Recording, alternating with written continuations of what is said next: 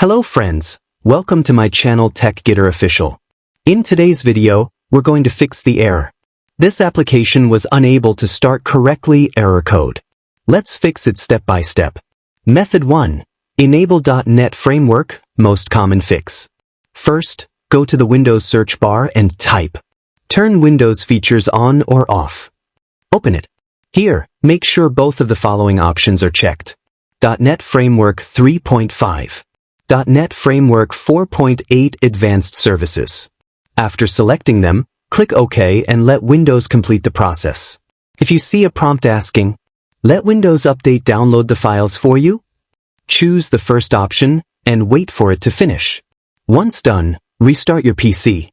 For most users, this alone fixes the error. Method 2. Use command prompt to repair system files. If the first method didn't work, open the Windows search again and type cmd.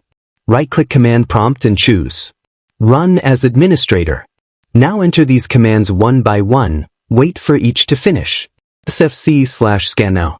DISM/online/cleanupimage/CheckHealth. DISM/online/cleanupimage/RestoreHealth. These commands repair missing or corrupted system components that often cause this error. After the last command completes, restart your laptop. You should no longer see this error. Thanks for watching. If this video helped you, don't forget to like, share, and subscribe for more tech fixes.